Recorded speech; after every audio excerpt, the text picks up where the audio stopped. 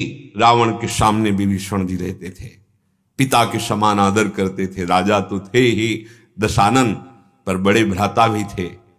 लेकिन जब राम विरोध किया, फिर कभी वो सम्मान ललकार करके रणभूमि में गदा का प्रहार किया और कहा भगवत द्रोही, ऐसे संबोधन किया।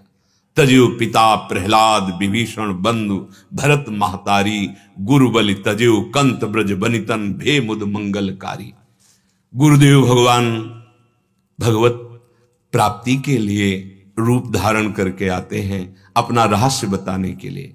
यदि हमने किसी का गुरुदेव रूप में वर्ण किया और वो मुझे भगवान से विमुख कर दें, तो हमें धोखा हो गया। हमें उनकी बात नहीं माननी, उनकी आज्ञा पालन नहीं करनी। भगवत विमुखता ये गुरु के द्वारा नहीं होती है। गुरु तो भगवत सन्मुख करा करके अपने समान, आप सरिस चाहें सबकी ना, वो तो अपने समान करते हैं। शुक्राचार्य जी अपने शिष्य के वैभव की प्रियता के कारण सुरक्षित रखने के लिए कहा, मत दो, ये साधारण ब्रह्मचारी नहीं है, ये भगवान वामन है, त्रिभुवन इनके एक पग में आ सकता है। तुम 3 पग देने की बात कहते हो, मैं आज्ञा करता हूं, बिल्कुल संकल्प मत करना इनको देने को, नहीं तो तुम बंध जाओगे। उनका गुरुदेव इन्हीं के लिए तो सब कुछ कर रहे थे, आज ये स्वयं मांगने आए हैं। ये चाहते तो अपने पार्षदों को भेज देते, बराबर शक्ति के द्वारा हमें बंदी बनाकर सब छीन लेते, उनमें इतनी सामर्थ्य है। लेकिन ये हमें कृतार्थ करने के लिए भिक्षुक बन के आए वामन रूप में।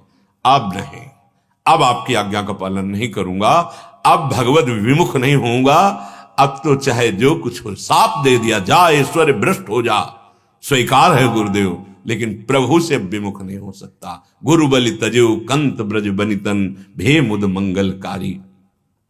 तो मुझे यत श्री राधा रसिक विमल प्रेम भक्त्युशराज्ञा, जिनके हृदय में श्री श्यामा श्याम का नाम नहीं, प्रेम नहीं, आश्रय नहीं, वो हमारा कोई संबंधी नहीं हो सकता।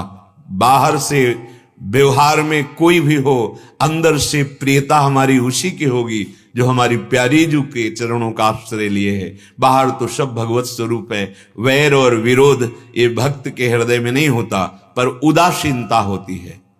उदासीन अति रही गोसाई।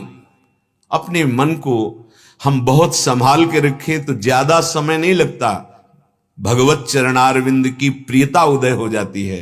ये जो बहुत समय लगता है, इसमें हम